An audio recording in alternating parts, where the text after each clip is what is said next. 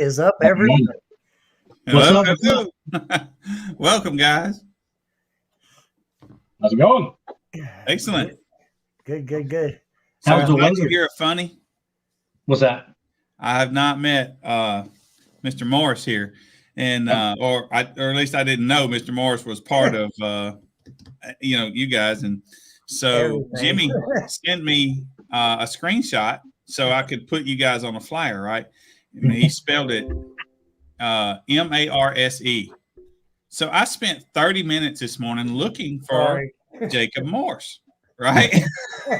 This dude is nowhere. That's why that flyer says the elusive, because you didn't exist, dude. So after I got all the artwork done and got everything posted, then he sends me a screenshot of your Facebook. Oh, Morris, let me just redo all this artwork. It's another hour, no big deal.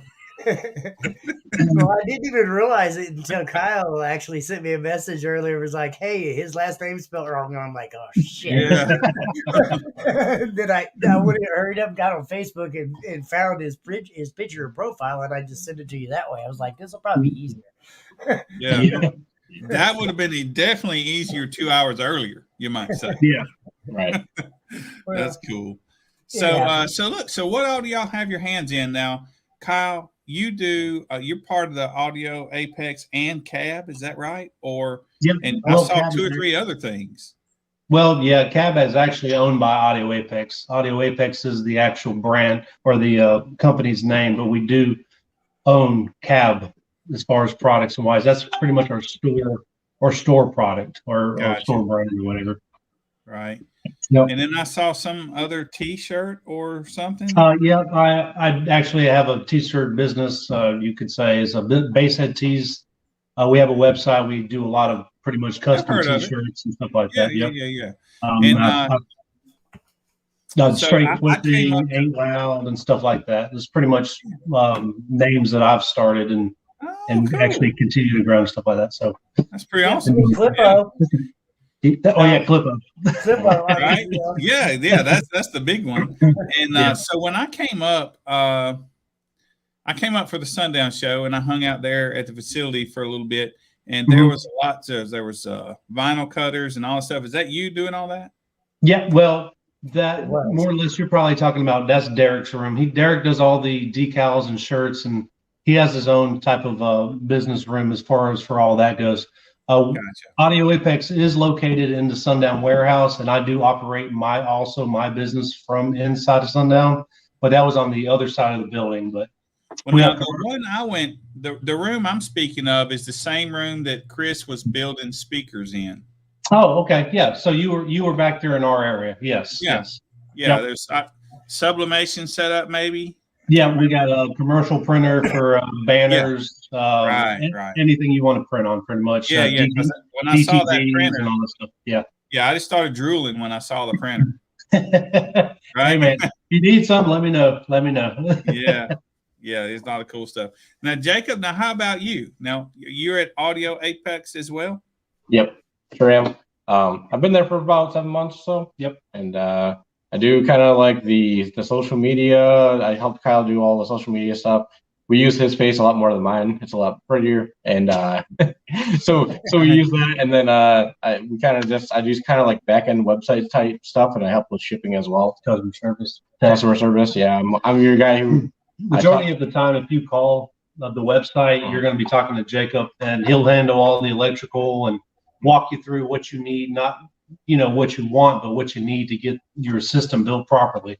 Because the majority of the people that call in, they want all this big stuff, but they don't understand that you have to have the foundation before you can get the big stuff. And he's the one that pretty much walk them through it from point A to point B. So yeah. A lot of people just throw some amplifiers and subs in there and be fine. They're like, that's right. My light is blinking, my car's shutting off, and it's like, there's a whole bunch behind that. So, do I interpret this to say, Jacob, that you are the webmaster? I mean, I just do whatever I can whenever they ask me to do. I try and, not everything I know offhand, but I've also done it in my past, so I kind of know a little bit about the background at least. Have you ever heard of Full Tilt Audio? He's the one that started Full Tilt Audio from his home. So, I mean, he's built a brand from nothing. So he's kind of got the knowledge of how to do stuff like that. So it's pretty cool knowing someone that has built something from nothing to get it where it's now. You know, you see them pretty much all the builds and stuff like that. So yeah, well, so I have done that with Bass Wars, you know, and Jimmy's been on for a couple years now. But so when I hear people say, "Oh, I do web stuff," I'm like, "Oh, hey, bud, how's it going?" Because I'm weak there, right? I'm like, "You're drafted." That a little bit here. Yeah, you're drafted. If you can build websites, you're drafted. Data is a pain. Do you realize data is a pain? Y'all probably know this. Data sucks. Yeah. It's ridiculous. Yep. I mean, a lot of the website stuff in the first place is kind of like the old MySpace. Remember where you used to create your own programs or like create your own profile? You just copy and paste code. It's kind of like that to an extent, except for I don't know how to customize all that stuff. I pretty much just use whatever I get, and then I just actually implement it into the website itself. So, I mean, I don't really know, coding or anything by any means, but the website itself is just, it's a lot of work. Hey, what's up, Chris? Yeah. Hey, how's it going, buddy? Hand size. It's bigger than my face. Somebody asked about that. Also, there you go. Right there. Not to forget, we got Jacob actually did the whole Got 160s thing as far as bass music a while. I mean, it's been a long time in the making as far as him doing songs and stuff. So that's something that we shouldn't also overlook because Got 160 was pretty big. I mean, 100%. Been for a few years. For sure.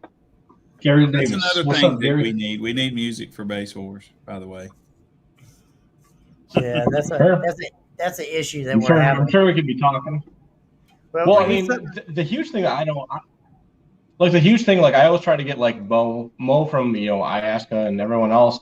I try to get everyone. So I mean, it's not really fair because like certain songs, if you want them all commercially, purchased or whatever, if you want them all that way, certain songs are louder than certain songs. So if you can build a vehicle to that frequency, you actually have an advantage over somebody else. Right. Whereas, and if you can get your own songs to the same exact decibel level and everyone has to play that same exact music, it actually shows that you're actually better than somebody else. Like that's why I've always tried to stress out to people. And I none of the orgs never wanted to work with me, and I kind of I stopped after that. I really wanted everyone to implement something like that. That'd be really cool. I wanted to. I don't know if you follow Christopher or Chris Russ.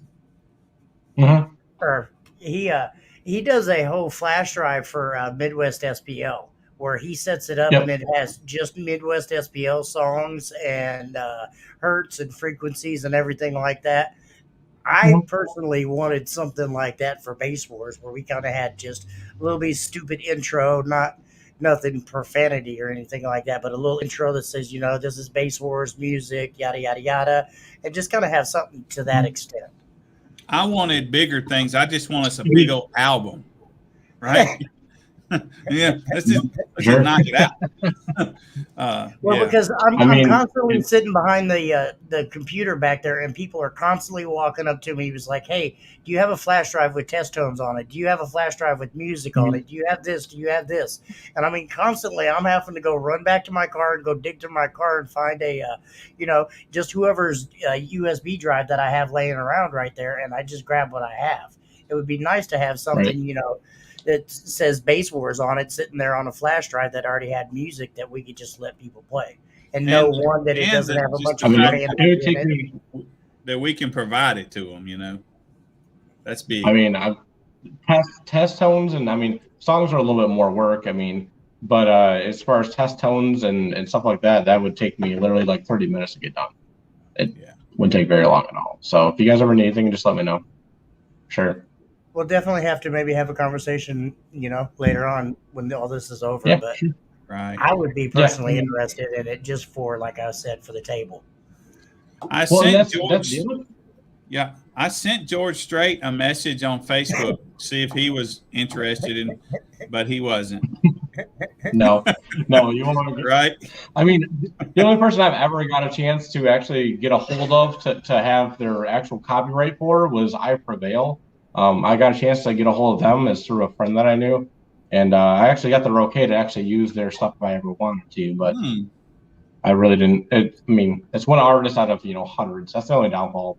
But it'd be nice to create. It'd be nice to create your own music and literally have just a constant, steady tone, or not even a tone, actually music, and be able to do it at a certain frequency the whole entire song. So that way it's consistent, and everyone has a chance to play that same exact decibel level of music. So you can design whatever you want, and that way you guys are all fair. Like that would be something that I like that Russ did with DJ Rusticles or whatever for his page when he made the flash drive.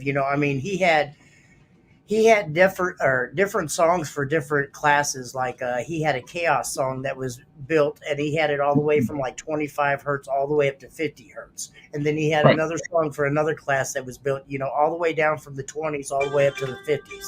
And that was really nice to have as a competitor or somebody that needed a song. You could just hand them the flash drive, and no matter what hertz they played in, it was pretty much the same song over and over again. But it was easy for that. For sure, yeah. It's something that could easily be done. It's just, it would take a lot of work to get the original song done.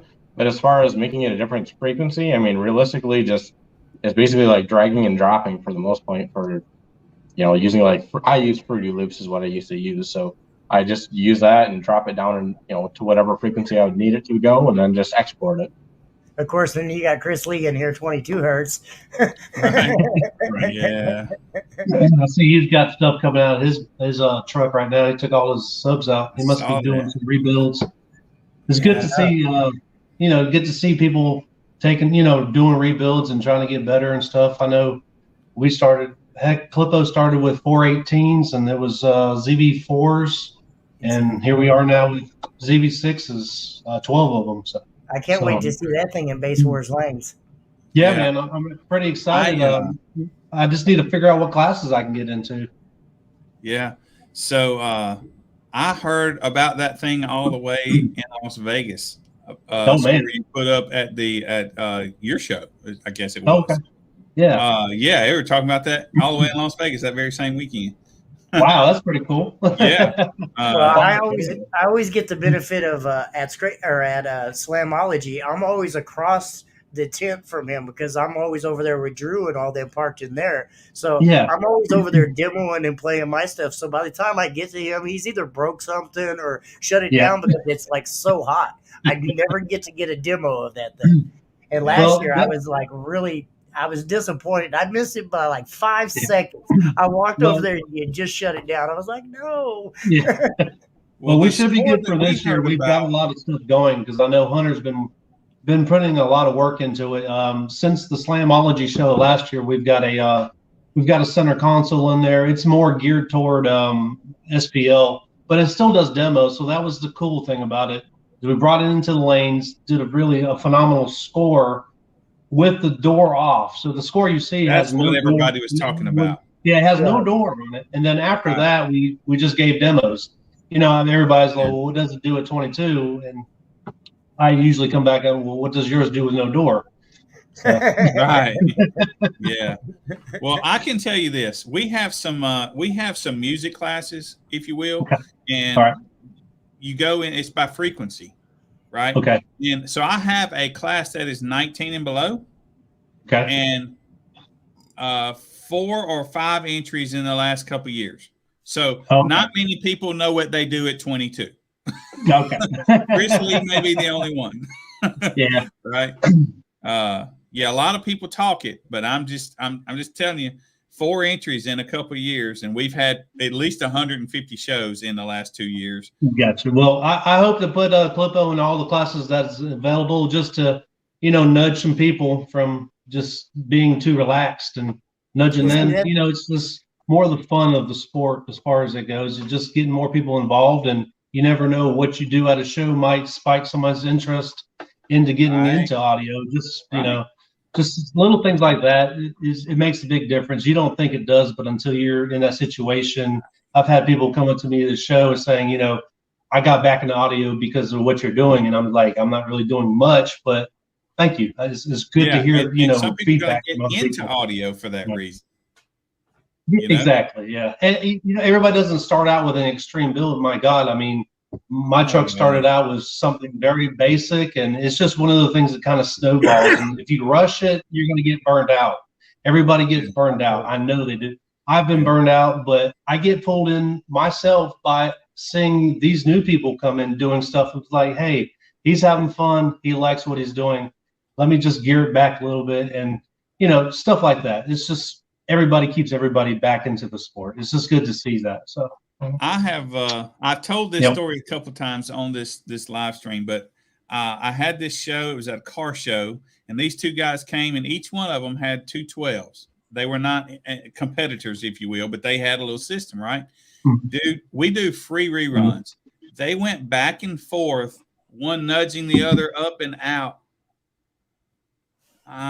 Probably by 10. I can't remember if it was 18 times or 24 times. You see what I'm saying? It was so much fun, Yeah. They would increase their score by 200s, 100s, each time. And man, it was a blast. And those guys, something just a little bit fancy. They are hooked now. I would say, honestly, myself, for the last probably 6-7 years, I've been a really hardcore competitor, and I've competed with USAC. I competed with Midwest SPL and DB Drag for, them whole times. Last year, I did not compete at all because I was too busy running base wars down here. And I'll tell you, I miss it. I miss it. And I told everybody beginning of the year, you're going to see Jimmy and his Tahoe running back in the lanes at base wars again. So I'm not saying I'm going to be putting up some crazy numbers like you guys, but I'm coming back. I miss competing. That's all it's about. Well, I'm going to build one, and I'm going to try to put up crazy numbers like you guys. Come on in. There's plenty of room for everybody. Right, that's right. That's right. There's a question for you, Jacob. Yeah, just saw that. I'll answer that right now. You can just answer them right here, man.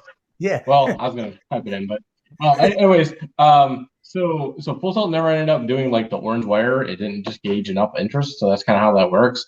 And a lot of people don't understand the wire itself has a minimum order quantity, so you have to order so much of a certain color, otherwise you can't get it made. And if there's not enough engagement, I mean that's kind of why we don't you don't see like a million colors out there.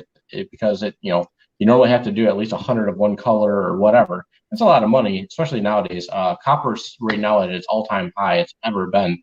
So that's another huge difference of why it's kind of been shied away for right now. Wire isn't being bought is, I guess, as much as what it was pre-COVID when it was a little bit cheaper.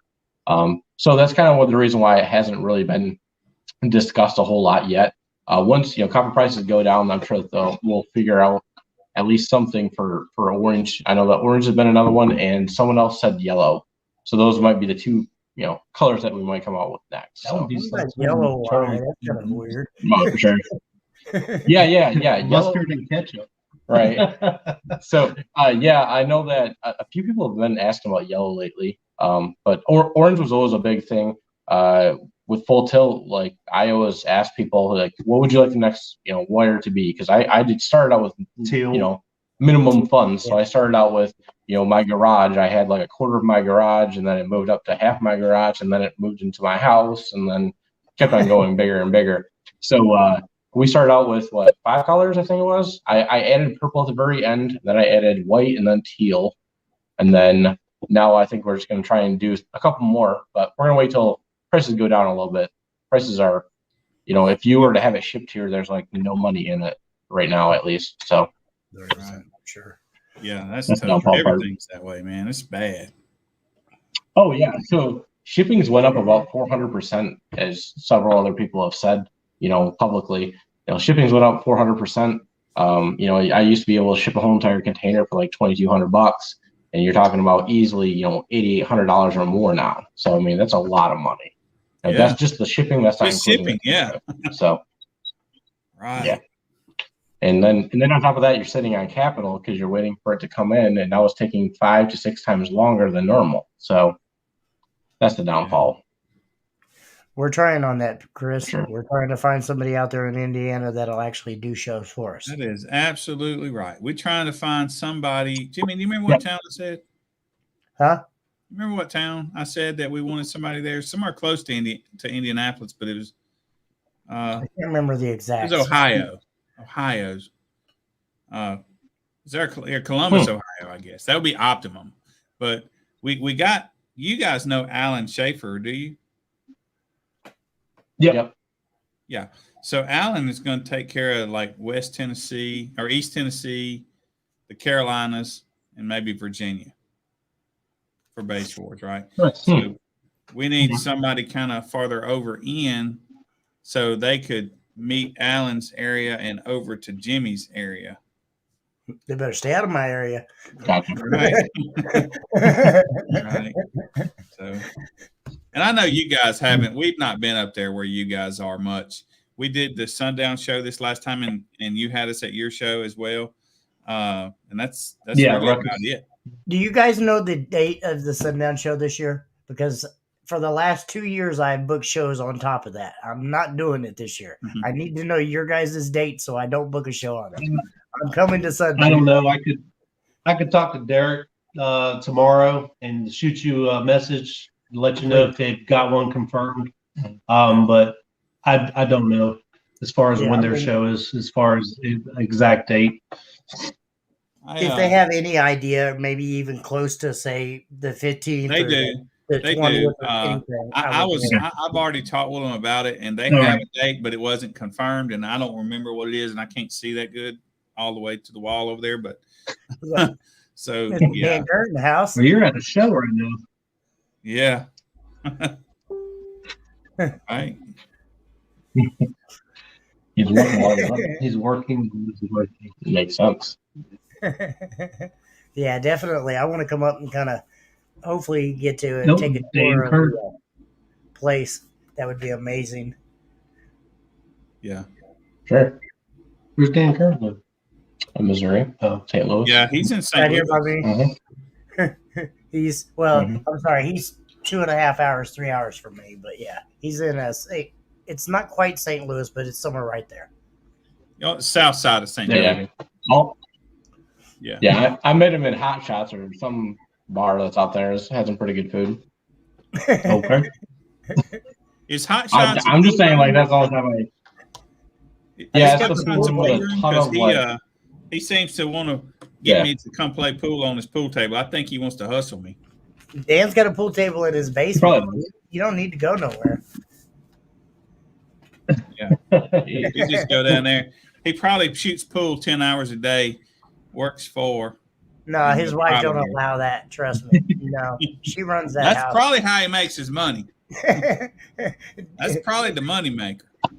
No, Jackie runs that house, and Dan does what he's told. Well, she might be telling him to go play pool. Right. So, I mean, you guys got any upcoming products or anything new that you guys would like to maybe talk about or discuss a little bit? Yeah, sure. No, but all right. So we have the Sundown, the ZV5 hybrid currently. That's like the new woofer that's out. So basically, it's just a ZV5 itself. The Sundown ZV5 is obviously made by Sundown. We're able to make them because we ended up buying a bulk shipment of their motors, and it's a ZV5 motor. It's got a 5mm taller top plate, so it's got a little bit more motor force than a standard ZV5. It's got a 4-layer ZV5 coil in it, and then it's got the ZV5 ZV6 spider, same thing. And then it's just a normal woofer itself. It's just a little bit cheaper than what a normal ZV6 is. So essentially, it's pretty much like a ZV6. It just has a 4-layer instead of an 8-layer coil itself, and it's just a lot cheaper. It's a really good bargain bin. I mean, for what the price is, you're getting a whole lot of woofer for a very cheap price. Oh, Kyle's putting it in the comments. I got a ZV5 tune sitting over there, signed by Jacob. Brand new, never even had power to it. Oh man, Johnny hooked me up with that about 2 years ago, I think. Oh wow. Yeah, they got the ZV6, and they're in the works of some other stuff as well. Yeah, they're in the works of the new Nightshade motor. We got the chance to check out some protos that they do have at Sundown. Unfortunately, we weren't able to really take any pictures because they don't want any of that out. But if you have a ZV or a Nightshade NSV5, they're not going to be making those anymore. They just don't have parts in China. Is that what they said? So the chrome finish itself was like the hardest thing. I know that they're talking about that, but the ZV5 motors, I guess they can't get them made anymore. So if you have the the Nightshade version 5 with the chrome motor, they won't be producing those anymore. I got a funny one for you. I have a ZV1 18 sitting over there with a broken basket in 3 spots, and I put 7,500 watts to that sub and still haven't blown it. Oh my! I'm serious. I don't even think someone even have a ZV1. You know, to be honest with you, we went up there to hunt down some ZVs just to see if we can do like a evolution of the ZVs, and they don't even have a ZV1.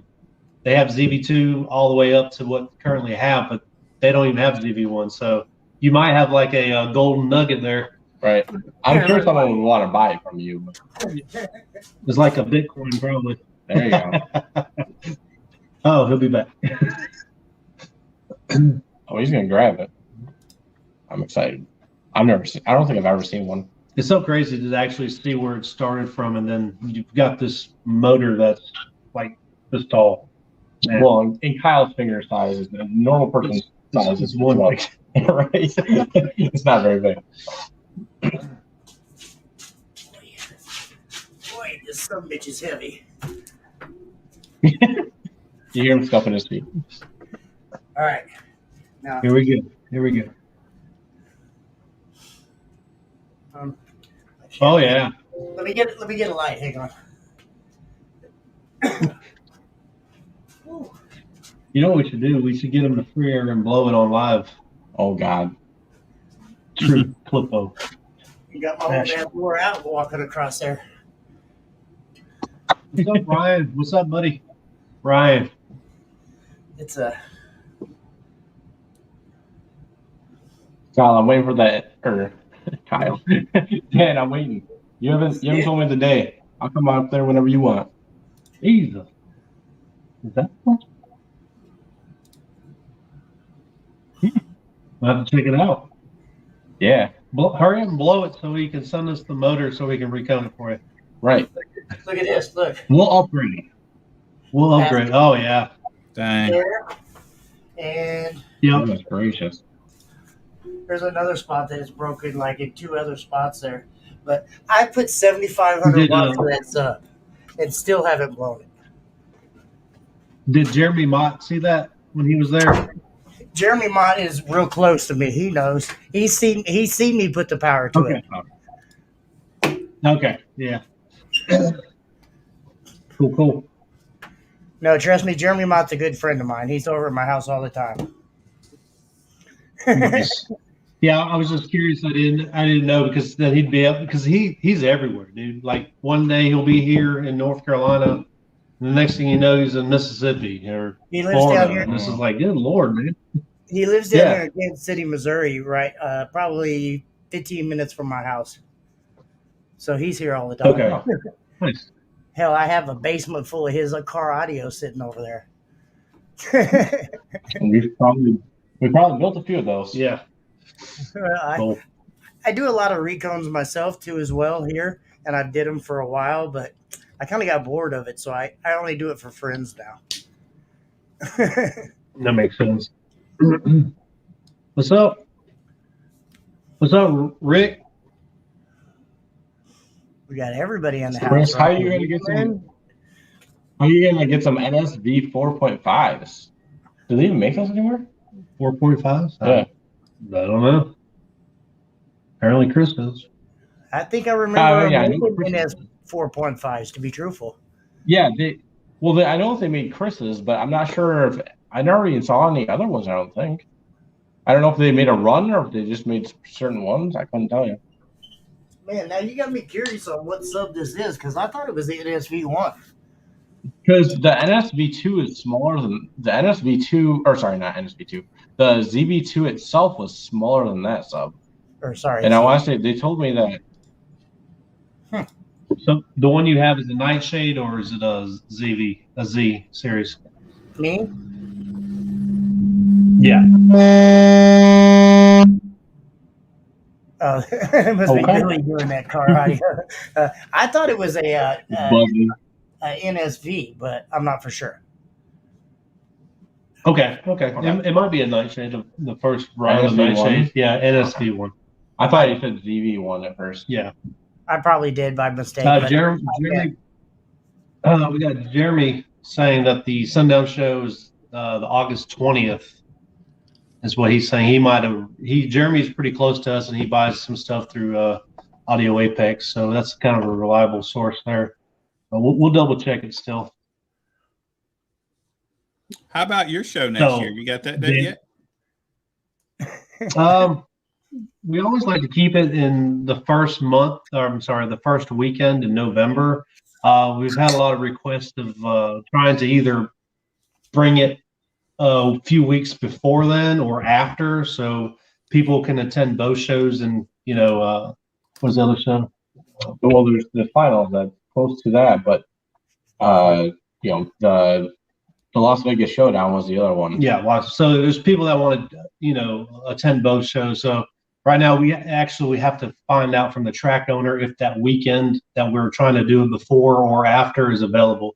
That's kind of what we're on the kind of holding us still as far as if they're going to be open or not, or if they have test and tune that night or a race day. So we have to work around their schedule.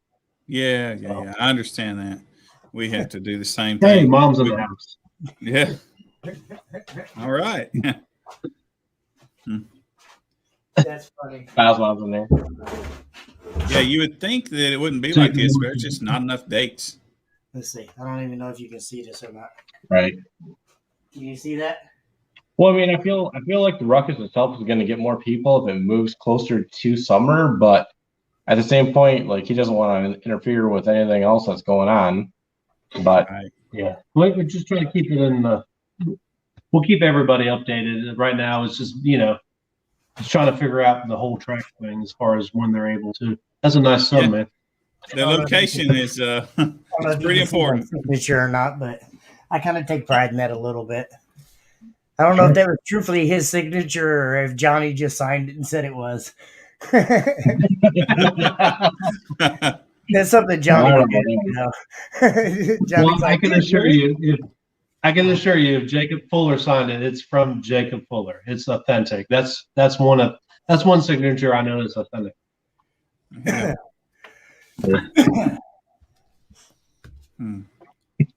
It's funny because a lot of people actually don't realize I run Sundown for Life webpage. I started that thing like 5.5 years ago. Holy crap.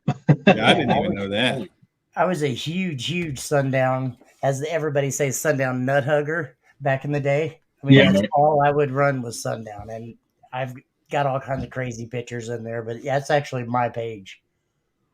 I remember the Sundown nut hugger, the picture, it was like a nut in two hands and it was holding onto the nut. Yeah. I think Derek brought that shirt back and stuff. But yeah. I mean, what's there not to love about Sundown? It's just they keep moving forward with everything. As soon as you think that sub can't get any better, they revamp it and make it better. And it's just, I don't know. You got brands out there that are really good brands and stuff, but they keep the same model out for so long that I don't know. It's a great business model in my opinion. So I personally like how Jacob has his hands on everything. Yeah, You walk in his room. And you can see physical, like him developing it as far as engineering and stuff like that. So, just seeing like all the prototypes that are literally just sitting on his floor, and he's like, "Well, that one didn't work." And then he checked out this, and this is the statistic of this. And then if you ever get Fuller, drunk a little bit, you'll understand that he goes from talking and a normal person could understand it to Elon Musk, and he's up in the spaceship like flying above you, because you can't understand what he's saying because he's just that much further ahead than a lot of other people. It's just kind of crazy the fact that he legitimately, if he's not getting in a prototype of something, he's not happy that week. He wants to find the next thing to push the level. Yeah, it's crazy to me. Well, I never you this from running man, I don't know how many shows now, 300, 400, 500 shows. That brand is not one that shows up and breaks very often. I know you have some people, and we all know if you break a sub, it's on you. It's user error, right? Yeah, sure. But I'm just saying, on the norm, they don't really break as much as some of the other brands, right? Right. Yeah. You have Kyle that's at Ruckus, and literally you show it like sparking, and Kyle just like turns it up. He doesn't care. Well, yeah. You know, well, he's kind of got the in there, so you know. It's R and D. Yeah. Well, you know, I've got my nickname over the years for. They call me Send It for a reason. You know, I like to. All out to the right. If it ain't the subs, it's the window. Something's going. Kyle money. Right. Right. We all wish we had clipo money. Yeah. Speaking of clipo, what's in clipo right now? Well, the equipment wise, clipo right now is at a body shop. One of my buddies, Jesse Garganis, he's actually painting as an Empire Auto body. So it's over there stripped down right now, but it's getting repainted. But the equipment that was in it at the last run was 12 ZV6 12s. Was that 12 ZV6 12s? We actually took the high roll surrounds off of it, and we put was it U surrounds? We put SPL SPL surrounds on there. Yep. We're gonna switch. We're gonna switch the surrounds. We're gonna keep the ZV6s with the stock coil, with progressive spiders and U surround on this time, just to see if it changes up a little bit. So, what's the thought there? What's the thought with that? Lighter weight. So the U cone itself is just a stronger cone than the normal cone itself. Like that's the big, huge thing with that. And the progressive spider, it allows him to obtain a higher, decibel level itself. It'll allow a little bit more power as well. But progressive just works better for his application, to be honest with you. So that's the biggest thing. So changing these surrounds, you thinking it'll make it a little bit less compliant, so get a little bit more efficient? Yes. Yep. Yeah. Right now, each tube is individual, so each tube is tuned to 0.458, so it's pretty on key. So we got to keep in mind we've got Munson in here. We can't forget about Chris. Christopher is in there. Munson is it? Yeah. Let's tell the story. Okay, so we're getting done. They're all working on clipo, whatever. And I legitimately came to the warehouse to help a customer out. I helped him get his order fulfilled on the weekend, and I started going down by clipo, and I started hearing something. I'm like, what the hell is going on? So I went towards clipo, just figuring out what's going on, and I see Chris over there, and he's building. That's obviously where you see the actual loading wall. Well, the dash now, I guess, or whatever you say, the tuning port. So he started going up with 2x4s and figuring out like where it was going. And I looked, and last I knew, clipo was doing 74.1 is what we left the day before. It's a door off. And I came in, and it was doing a 77.6, and I'm like, what'd you do? And so we started figuring things out, and me and yeah, but like he just it is top there. It just blew my mind. No, that costs thousands of dollars for the rest of us, right? It's Munson dust. I'm telling you, that guy is amazing. Well, he was watching power input. I liked watching this stuff because I like knowing this stuff. So he was watching the power input, and if it costs more power than what it was worth decibel wise, he would tell me, he'd explain why it is the way it is, and it just was like just mind blowing, just why. And everything has a theory, and he shows me how, and I was like, well, that was just crazy. So he kept on going until he couldn't gain anymore, and then he tried doing some other things, and then he's just like, he saw the one round over. You guys will see it if you guys ever get inside clipo, but at the very top, at the passenger door over there, there's a round over up there, and there's a reason for that. So he saw another extreme vehicle. I don't remember if he was watching a video or something, and he kept it in his mind. And he legit tried putting a round over here and then over here, and he kept on moving it one, like I think it was like a half inch at a time. And he finally figured out where it needed to be. And then he would go in the spot, and then he went home and talked to his dad. For those of you at home, this is what they mean when they say test. It's true.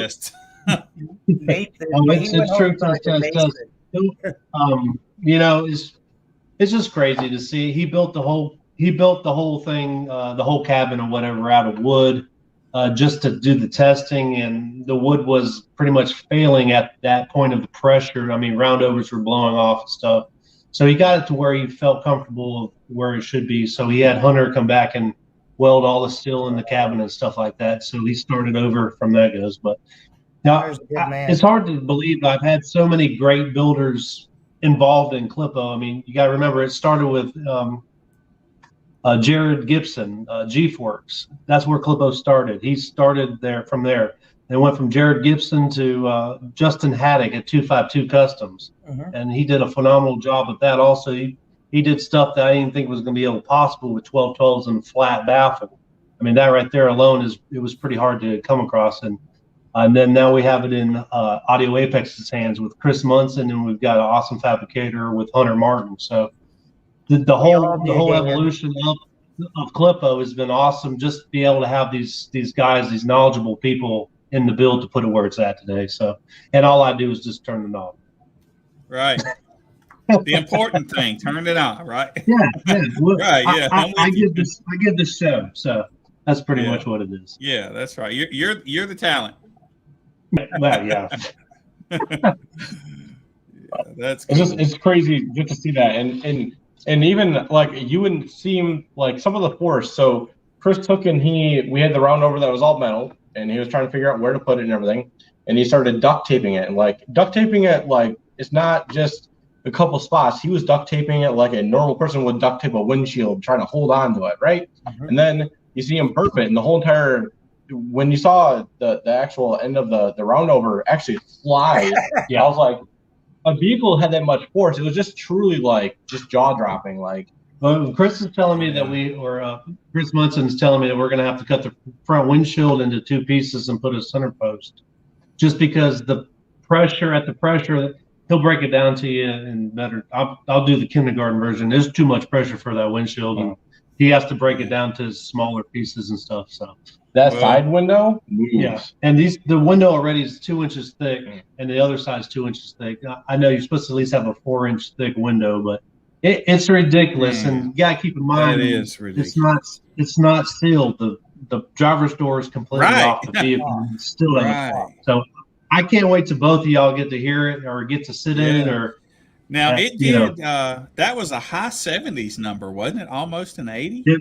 It was a 179.8, and I know at the shop we did a 180. We did a 180.1. If I'm not mistaken. No, 180.3. I think 180. I think it's 180.7. Yep, with the door off. I think it was 180.7 is like the highest we ever got. And that's with the meter on the glass.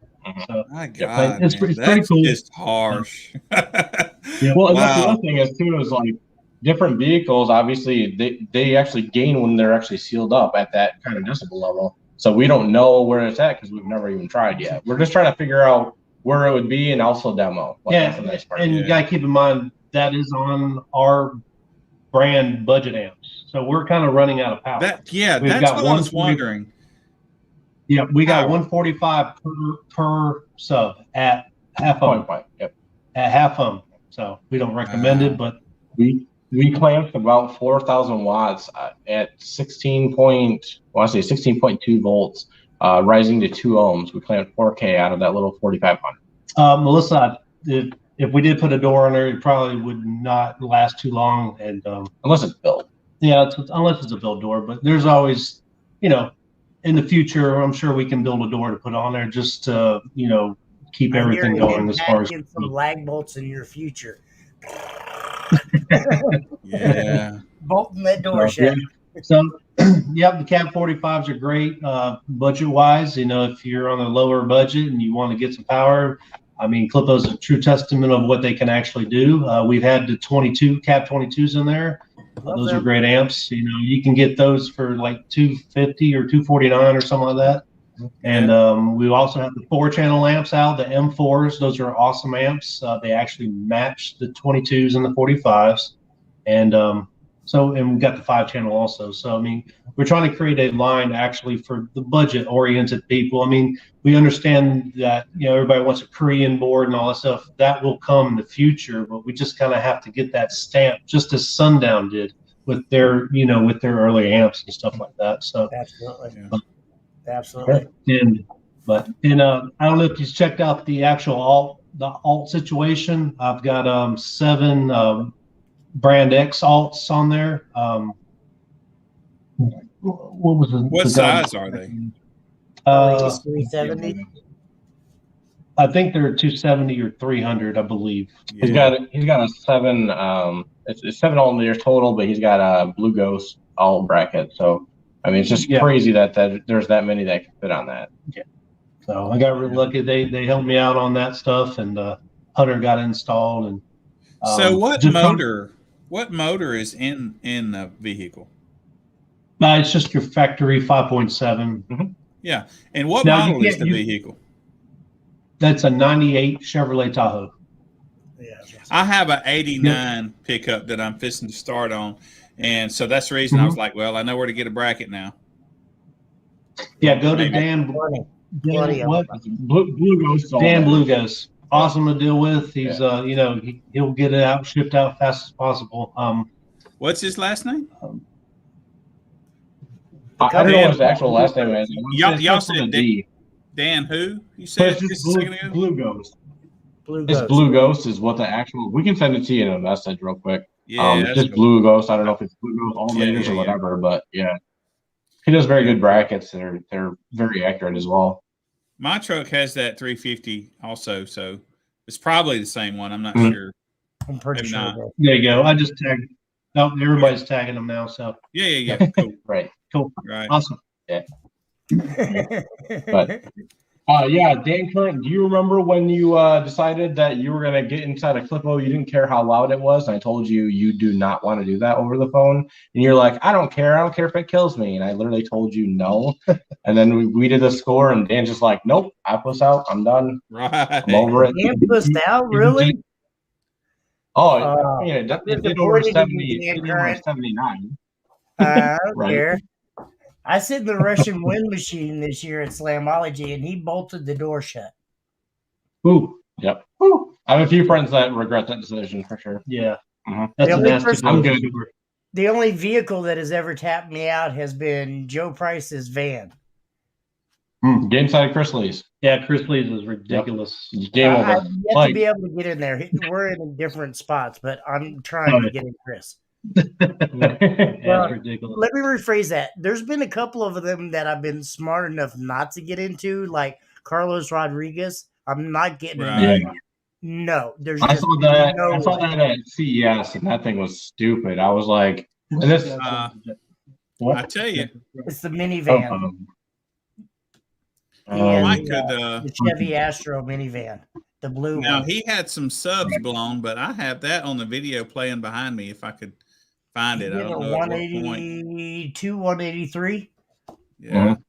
He was giving people demos at 175 in the passenger seat. I was like, it just wasn't fun. Is Korean amps better than Brazilian? So like there's different in topology. So the actual Brazilians themselves, if you actually look at the internals, they have less components themselves. That's what it looks like. They still create the same amount of power. It's just I feel personally that they can be more picky on certain things. It depends on what your preference is. I mean, you have, Brazilian amps are a little bit cheaper for a reason. You have Korean amps themselves that have a lot of, they've got more security, as what I like to say. I try and put it in general terms, I guess you would say. So I mean, you have short circuit protection, you have, clip protection, you also have several different things, low impedance and several other things as well. Thermal protection. And a lot of the Brazilian stuff themselves, they have those, but I don't feel like they're as strong as what a Korean is. Koreans can take more abuse. So that's the biggest way I can explain that, I guess you would say. Well, that's what a bass head needs. Yeah, for sure. I mean, I've ran Taylor amps, and I've ran a few other ones as well, and they've done just fine. Put out the same amount of power, everything else. But they just weren't for me, so I didn't really care for them. Man, I'm gonna tell you, I don't brand bash, and I'm not gonna do it right now. But if I put the Taylor amps on my speakers, I hurt inside for what I'm about to do to those speakers. Looking at that signal. I'd rather throw some Jensen, some old school Jensen amps on my stuff than run a Taylor amp. I'm just. I love the speakers. I wouldn't want to do that to them. Right. You know. I mean, so I mean, we obviously have, you know, we have the Sundown has our SFBs as well, and you know, people will try and go in there and they're thinking that it's, you know, what happened, and they just didn't install it properly. It's better for you to learn on a Brazilian amp or on a Korean amp versus a Brazilian amp because they're more picky.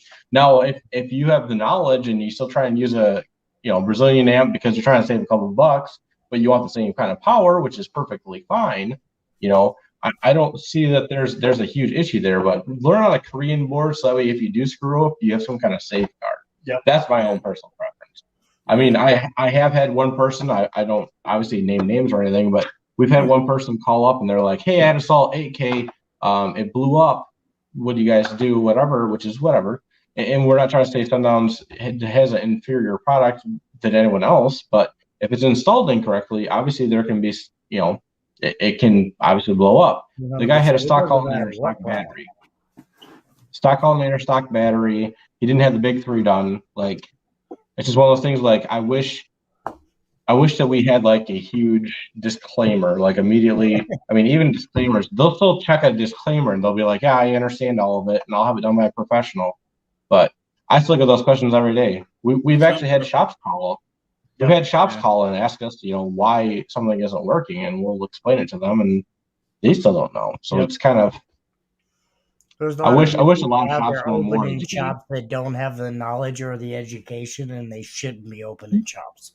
And I'm not throwing anybody under the bus, but it's without having years of experience and actually physically running it and doing it, you can't read it on the computer and expect to know how to do it. I'm sorry, but I'm a hands-on guy. I like hands-on stuff. And for you to truthfully know all the knowledge and know it all, I feel that you got to get your hands dirty before you can say, I can do it. Well, that's the reason why me and Kyle were talking about doing a video series itself on like how to properly do a ground, how to install an alternator, the reasons why you want to buy a hairpin alternator versus a slot wound alternator. Like all of these things, obviously I have education on a little bit of the stuff. I mean, I used to go down and help Singer here and there with doing some of his own alternator stuff way back when he first started. I was one of Singer's first guinea pigs for alternators. So I have a little bit more knowledge. So I used to, like, I even helped build my alternators for my Suburban, like back, 2013, 2011. So, I mean, I've done a lot of different things as well. I just haven't, I mean, I would like to use that knowledge for the greater good and let people know what they're doing wrong or what they aren't doing wrong. Not to like shame anyone, but I want people to learn from their mistakes so they understand how to do it. I want people to be happy doing audio, not get discouraged. It's kind of like having an RCA issue, which RCAs can be, hurt no matter what. If you have one RCA that's kind of pinched. I find out that a lot of people get to the point where they just take their stuff to a shop and they expect it to work correctly without doing research on the shop or anything about it. I take it to you. I'm spending $3,000 with you. I want it to be perfect. And when I leave there, everything that's failing, it's not the shop's fault. It's the audio brand's fault. When in all reality, it's the shop because they don't know what they're doing. And I mean, so many brands out there get bashed because of these inferior audio shops starting up that don't actually know what they're doing. And I'm sorry, and I hate to be like that, but do your research, people, please. Well, it starts at the front. If you don't put the power in, you're not going to get the power out. And if you don't supply that amplifier with enough power, it's going to pop. It's called a charging loop for a reason.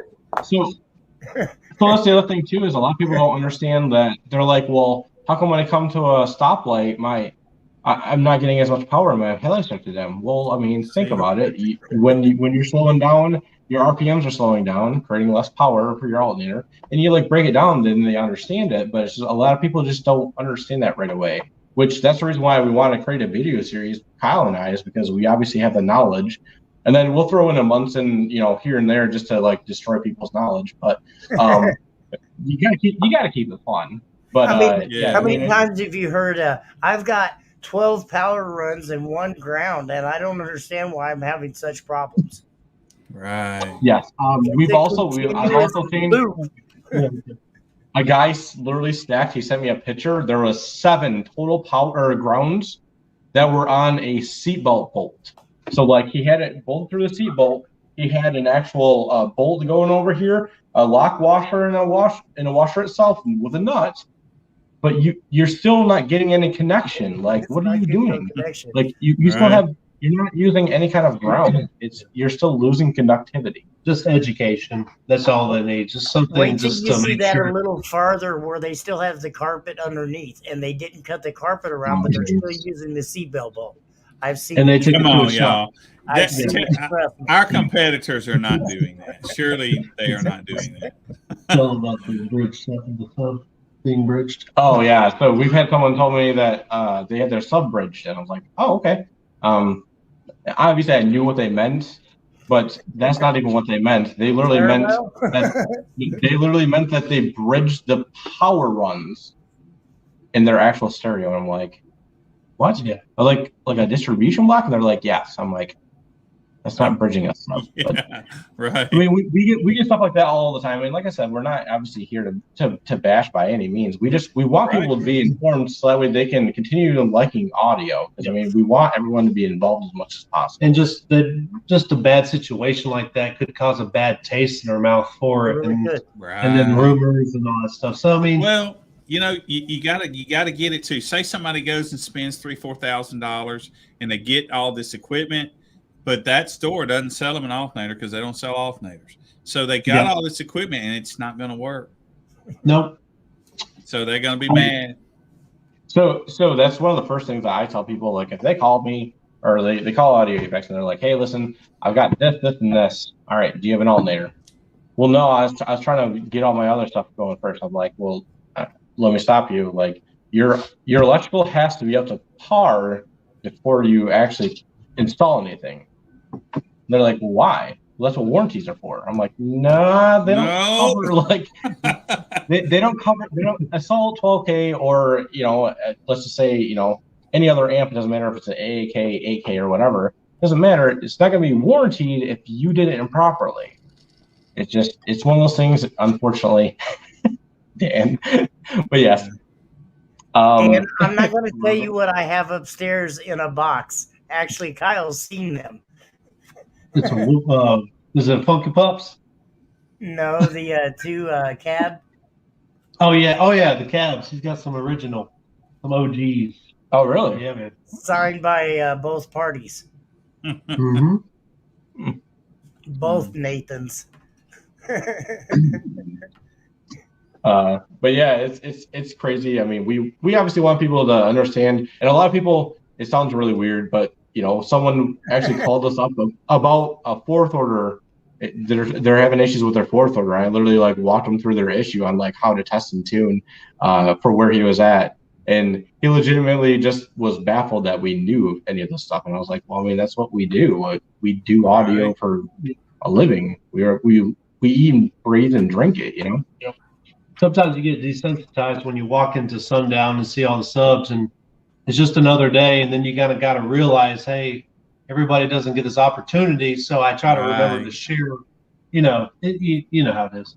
It's just one of those things you get kind of desensitized. So yeah. And you don't realize that not everybody knows that you got to have that on there. They just think So it's not that the people are just stupid. It's just they were sold something or either.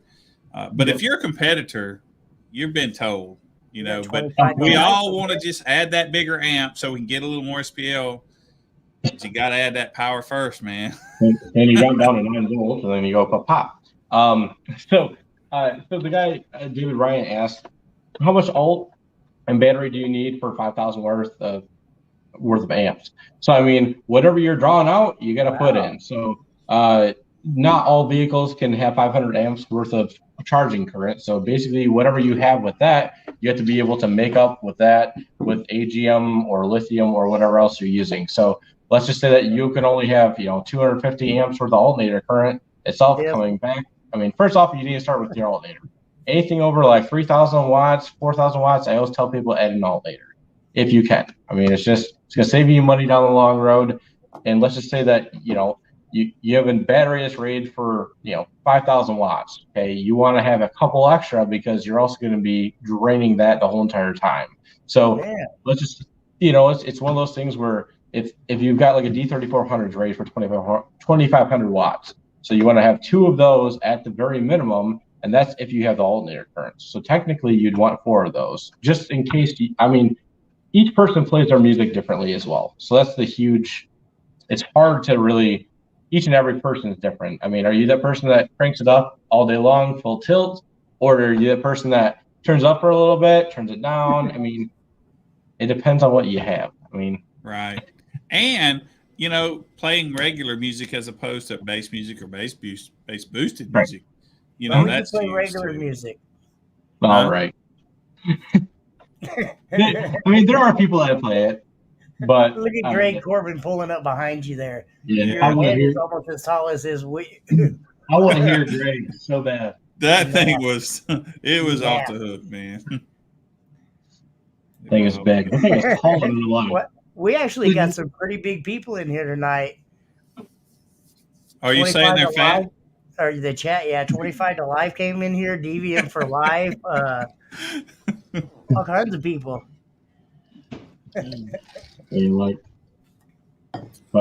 But y'all, look, he's so famous. He has his own lighter and shit. Look at that. Clipo riding to the moon right there. That's hilarious. Clipo riding to the moon. I'm telling you. That's a good pun. Yeah. To the moon, Clipo. So what's y'all's next show that you're going to be having? I try to find the shows that are closest to us because, like I said, I want to get up on the board and stuff. So, what classes do you think I can compete in that you all offer? So, music-wise, you can compete in any class you want to. There's no restrictions to that. Okay. Yeah. The next time you see a Bass Wars score sheet, there's a column on the left and a column on the right. The column on the left, your system puts you in. Now, yours would be in our what we call the GOAT, right? Okay. That's our extreme class.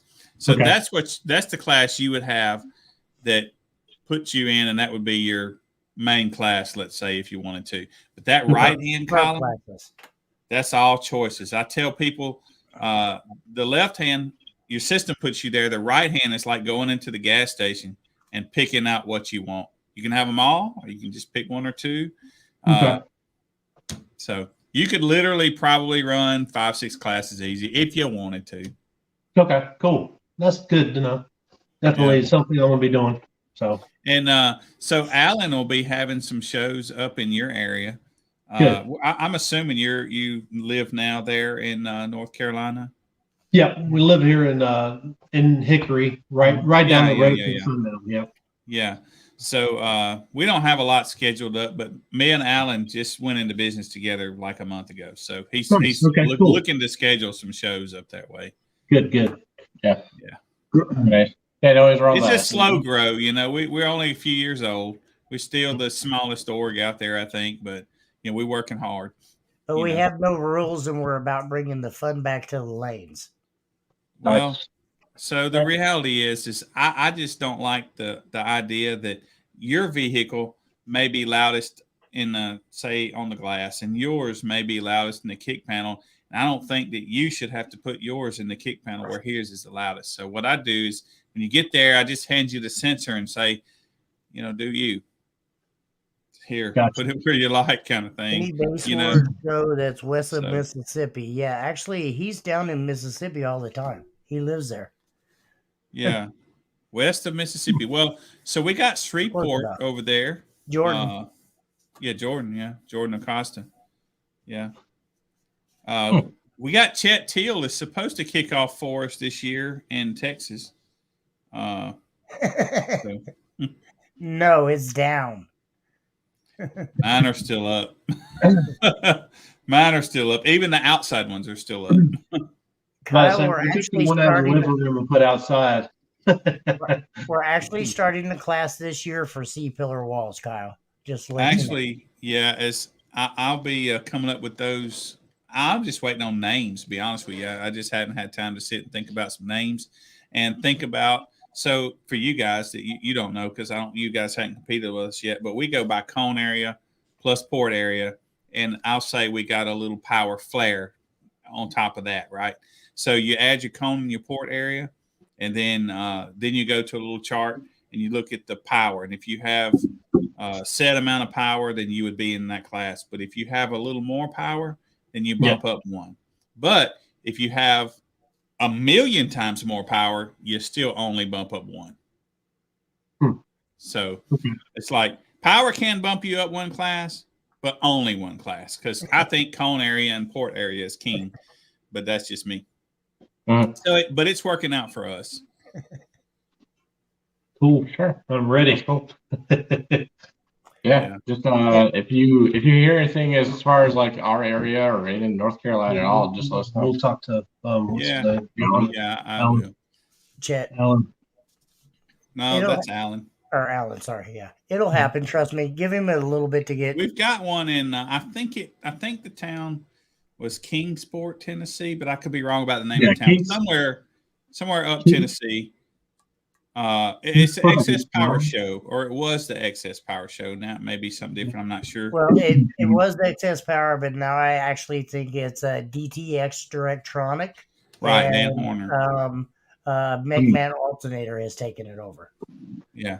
So whatever that show is, we're supposed to be there. And of course, we'll be at your show. Dan Horner wants me to come up there and run that, but it's 9.5 hours. I can't do that. Right. It's a long time. Of course, Sundown show. But but I'm sure Alan will have more shows up there. I got you, because I know the next show in this area, if I'm not mistaken, is going to be the TDH show. That's in March. So we're not there, but it's only because I don't know who does that show. Okay. But if you guys could, if you guys know anybody that could help us get in there, I'm sure we'd like to do it. More than absolutely. He's tagging Nick right now.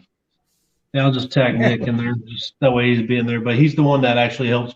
He's actually the one that puts on the show, Nick Garcia. So I know, it's a great turnout, great show. I've heard of it. Yeah. Yep.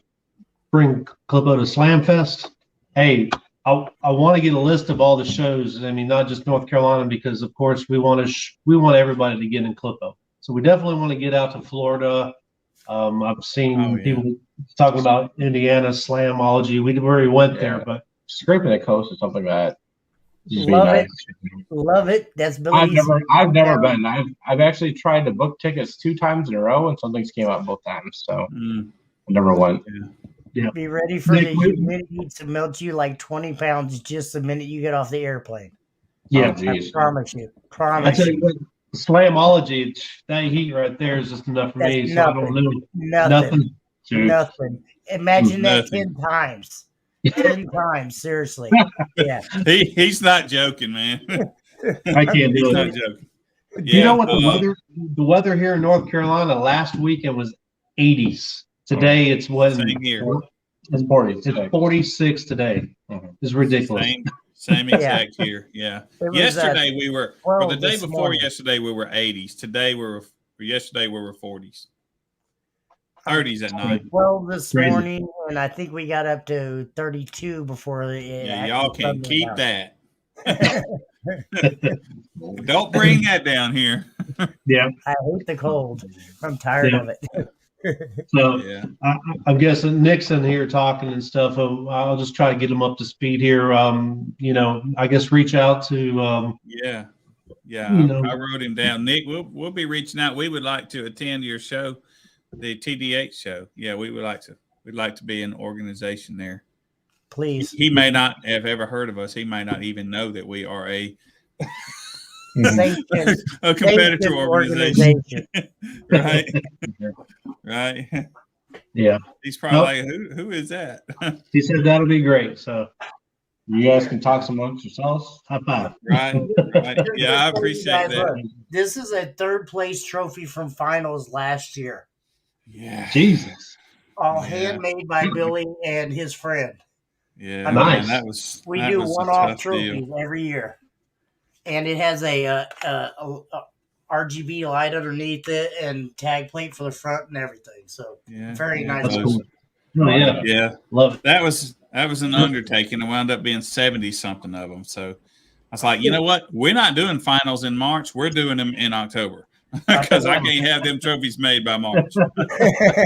Oh my God. Those ain't no basic trophies either. There's a lot of stuff involved in making those. Man, them things were handmade. There's 19 pieces in it I just looked at. And those little pieces are harder to cover than big pieces, you know. Yeah, sure. Cool. Yeah. So yeah, I don't know what I'm gonna do this year, but it'll be something like that. Cool. Well, I look forward to seeing y'all at the shows. If I don't see one of y'all there, like I said, I'm going to try to get Clipo out there to the West Coast as much as I can. It all depends on, Nathan and Chris if they want to try to get it out there. But I'm going to encourage that. So if you can, just keep us in touch. I know. And Jimmy's I'll tell you as well, man. So we have a Base Wars page, Facebook page. We got a group as well, so you can easily kind of get confused. But the page, if you click events, man, dude, that's where they all are. That's where that. Cool. That's okay, right. cool. But I think I'm going to start doing a little mass email. Like maybe once a month to let everybody. Yeah, I've registered, so I'm I remember. I'm a member now. Yeah. So right, we just need to get you that score. Yeah, score. Yeah, exactly. Yeah. Right. Yeah, cool. I can't wait. Me as well. You're nice to see an 80 on a scoreboard. Yeah, it'd be nice to see 80 up there. It would. So just right before this, Carlos was on that video prior to. Yeah, and that's our highest score. Okay. Yeah, Carlos is an awesome dude. I mean, I've watched him when the van was barely doing anything until where he's got it now, and him taking the door off and redoing the door. It's just cool to see that. With everything he does. Seriously. Yeah. Yeah. The most pretty cool. Awesome, laid back. He will talk to anybody. He doesn't mind. I mean, he's a very humble guy. Yeah. Carlos is amazing. He's a actually nice guy. Cool guy. Yeah. As far as finals, the first weekend in October. Yes. Oh, so let me tell you guys this. For our finals, we don't do them. We do satellite locations. So Alan will have a place up there somewhere. Jimmy will have a spot somewhere. Jordan will have a spot somewhere. Chet, if he's got going by then, I'm surely he will. He'll have a place. So, and then we do something like what you're seeing right now, but instead of seeing us, you would see the screen, and you would see the runs from each location. So you guys might be sitting there in North Carolina on a parking lot, but you're competing against Jimmy's people in Kansas. So nice, cool. I think, it's pretty neat. I think that's pretty cool. Yep. I did a little calculation, and there was a lot of guesstimation, but I think I saved the competitors about $50,000 by them not having to travel and get hotel rooms. Last year, yeah. I mean, there's a lot of people out there that compete that just can't afford to take time off of work, that can't drive across the country to go to a finals. But if we can keep it central and local for them, I mean, it makes a huge difference. And I really love the way that Billy is doing it like this. That's nice. Now, make no mistake, we're doing it that way because I just don't feel like we're big enough to ask somebody to drive across the country to come to our finals. I just don't think we're there. But I do look forward to one day having a really big, awesome finals show somewhere in the center of the country or something like that. I think that would be really cool. That's the back in Bartle Hall. It's the East Coast, West Coast thing. Yeah. Bartle Hall would be amazing. Just like back in the old days. Right. Yeah. Well, before we cut you guys loose, man, let's I want to scroll. I think we've got them all, but I want to scroll and make sure we didn't miss any questions. Oh, here's a good one for you, actually, Billy. Yeah. So yeah, it does. It does, Jeremy. So the way I do our finals is, our memberships is, I don't want somebody to have to pay 2 memberships before they have a finals, right? So if our finals were to go 3 years, then you would only pay 1 membership for the 3 years. But the day after finals, then that's when your membership starts over. You got to pay again. Now, if I was to compete and do my membership till the finals, to keep my name on the board, I need to reapply for membership? After finals. After finals. Only after finals. Okay, I got you. Yeah. So you need to stay membership to keep your name on the leaderboard.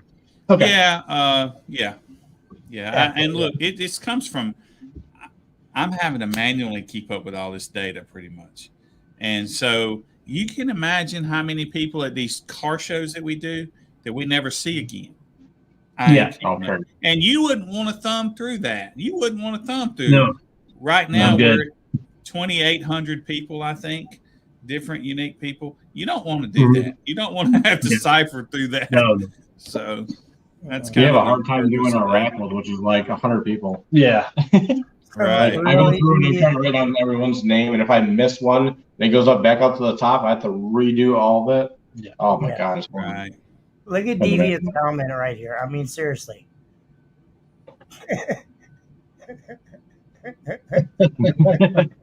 Hold on. Come on, somebody's got to pull a picture of that. Billy, show us a picture. I know you can screen share it.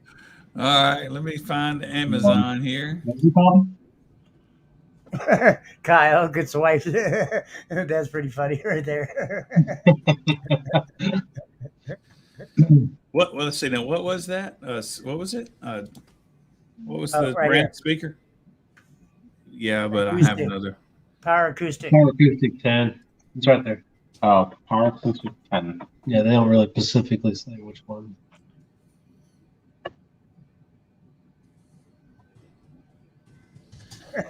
I'm looking. Hold on. Only Deviant would come in here and give us a riddle to pull up. Dude, show this. I only see the mofo still.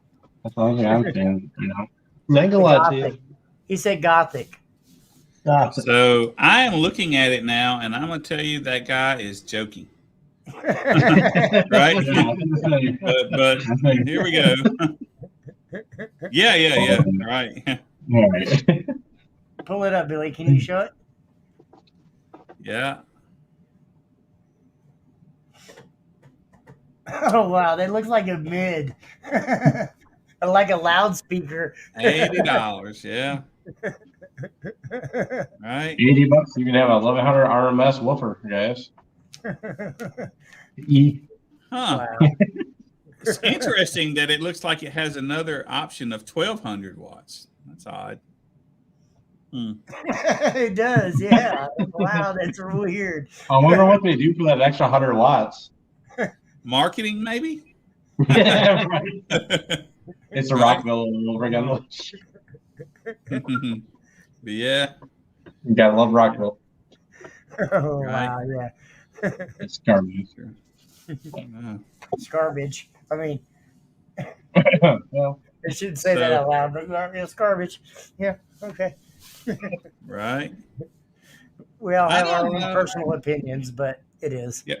Yeah. Do you guys, what do you think he's talking about here? Is this talking about the Base Wars stuff? Oh, no. This is back when I told you about the page. Yeah, he's asking about the rules. And there's 2 places the rules are listed on basewars.org and also on the, well, it's hardly a rule book. I can just tell you. It's about that big. It says rule is. About the only rule we have is you have to put the sensor in front of your front seat location. And we say location in case you don't have your front seats in. We don't care. Right. But anyway, it's on the website, basewars.org, and also at the top, it's pinned at the top of the Base Wars group. Right? Yeah. That's pretty funny. Yeah. Well, I mean, any other thing any interesting things that you guys would like to talk to us about tonight? Because I know it's getting late where you guys are, and I appreciate the heck out of you guys coming out. Oh, yeah, man, I do appreciate y'all coming on. I appreciate you letting us come to your show too, to Ruckus. Oh, absolutely. We encourage anybody that wants to come. Dan has been begging me for the last 3 years to come to Ruckus. I mean, and you come the year it's cold as shit. Right? It's cold and windy. And the 1 year here is a trainer. Oh, I heard the wind up there was horrible. Oh, the wind. Yeah, the wind was horrible. Yeah, it was actually cold. Like the wind. We had our tent for the Ruckus show itself, and we had like the side and the back skirt, and it still didn't help at all. You were still freezing. Yeah, it's either we've seen hot, sweating, to snow, to rain, it's one of those shows where you don't know what you're going to get until the week before because of the forecast. But we still had a great turnout for the weather. We raised I think $8,000 for the charity that we were doing. The outdoors. Yeah, the outdoors. It's pretty much a charity show. So we ask. Kicker has always been donating items that we raffle off, and 100% of the raffle money goes to the charity. So the show was really good. So the overall turnout. But I like that Sunday is Take It Easy Day, but it's still a show day. Yeah. I really like that. But so Robert came up there because I was already obligated to Las Vegas, right? And so Robert came up there for us. And he told me about that wind, and I got the tent back that he brought up there because I'd ordered him a new tent, and luckily he had my old tent. And I really wasn't sure if that tent literally was the wind or if he like threw it off his car, driving up there. Oh, it was the wind. Right?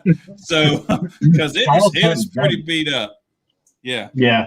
We had our tent zip tied to the chain link fence on one side, and the wind actually picked it up and bent the legs over the actual fence. So it was brutal. It was brutal. Yeah. That's what Everybody said. was windy that day. Yeah, right. That's all we have to do. Just drive on up there. We're windy now. Yeah. I like it. It saves a lot of money. Gas doesn't cost as much as equipment. No. So am I correct? I seen you on the Kicker podcast they had not too long ago. Is that a pretty cool location? Because I've never been there. I've been wanting to go to the Kicker place just to see the actual building. It's amazing. It is neat. They have a showroom up front that is really neat. They have, they engineer all those products there, and that's cool. It's something when you go into the engineering department and you see 30 to 50 engineers sitting there doing specific things. Yeah, that's cool. Yeah, Hunter said he's been there and he's told me all about the rooms that they have and stuff like that, and it's just like. It's mind blowing just to know that there's a big building dedicated to that. The amp room nothing's grounded like that. Oh, there's everything from amps to dyno to testing to they have a sound room where they let subs play for like 24 hours. I mean, anything we could think of, they already have it. No, that room is like it's got like fire suppression in it ready. In case something goes down, and they do. Wow. They turn those things on for 24 hours and walk out. When you walk back in, it's hot in there, right? Yeah. But so what do you got to do to get invited to go there? I mean, you have to just know, man. They're very welcoming. I bet if you just said, "Hey, I want to come," and they would like, "Come on," Oh, cool. And somebody to talk to them for sure. Yeah, and. So and you would probably be greeted by Steve Irby as well. He's there every day, pretty much every day working. That was amazing. I took that tour 2 years ago, 2019, when I was at USAC finals. Kip and them invited Team Notorious and all of us up to go see. Steve Irby actually took time out of his busy day to walk around the whole entire plant with us. And I mean, cool. Drew and all them guys went off this way to go look at stuff. I got to go back in this little bitty small room where Steve has a lot of his old school stuff. And I could have sit in there for hours upon hours and just talk to him about some of the stuff he has in there. But he's humbling. He's an amazing guy. And for him to take time out of his busy day to come talk to me, that was pretty cool. Yeah, that's always awesome. That's cool. Yeah. So yeah, it's just really, I pretty much, as long as there's not a COVID issue, you could just kind of tell them, and they would welcome you. I'm sure. That's cool. But I was going to tell you about the sound room they have, and I'm calling it a sound room, but it's one of those, the room of boom. Yeah, no. But it's padded, and it's not actually attached to the building. It's just kind of hanging. It's floating. Mm-hmm. Really? Right.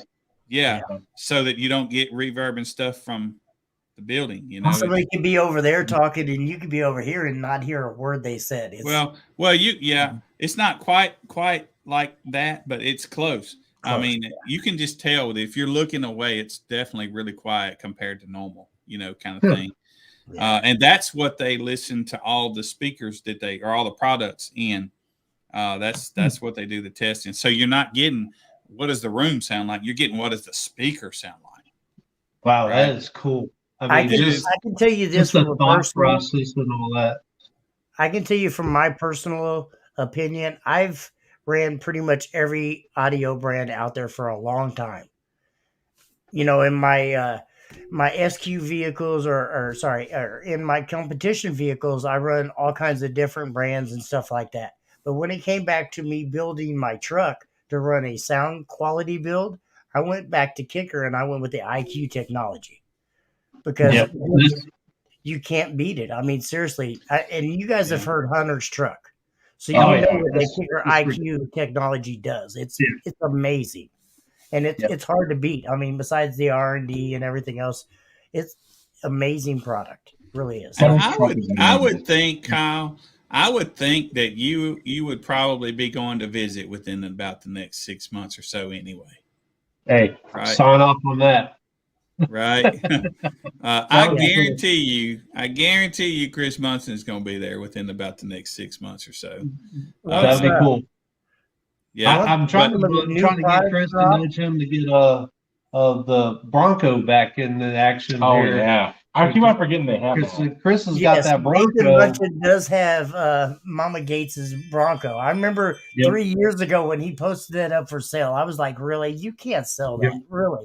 Put it back in the barn and just leave it alone." All Kicker in there again and just rebring it out. Very cool. Very cool.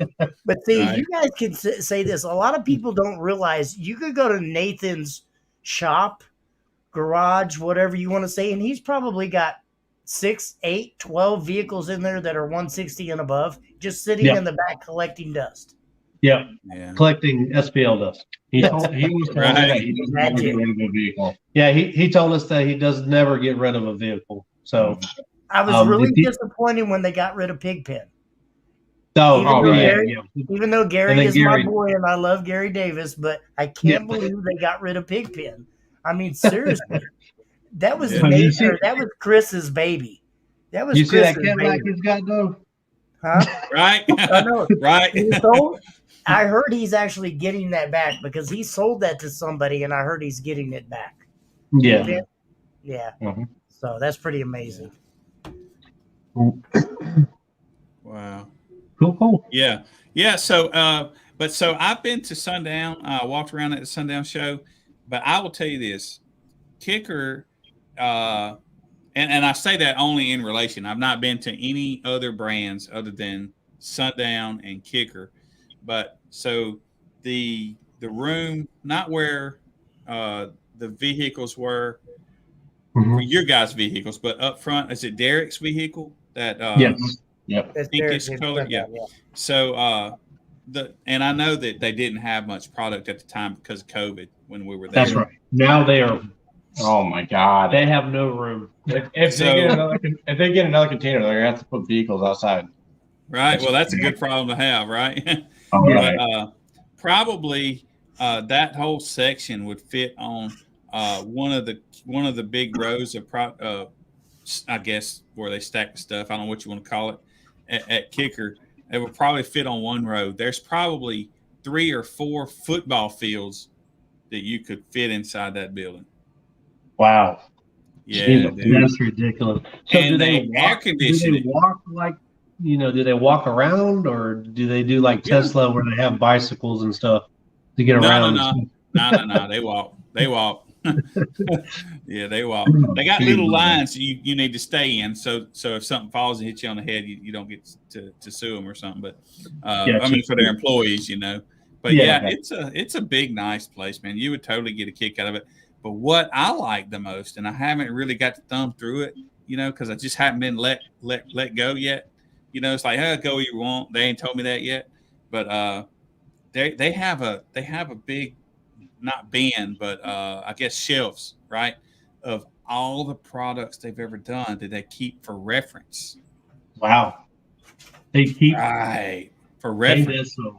I like to see that. That's like and history. It is probably the shelves are probably 10, 12 feet tall, maybe, and it's just packed with.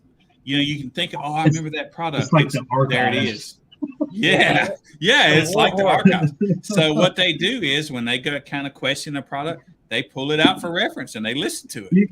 What's coming to my mind is those big. What's coming to my mind is the big libraries with those ladders that go to the top and these sliders at the bottom. Yeah. But it is, man. It's neat. It's neat. You'd love it. Cool. I was excited to come to the Sundown because I had not been there.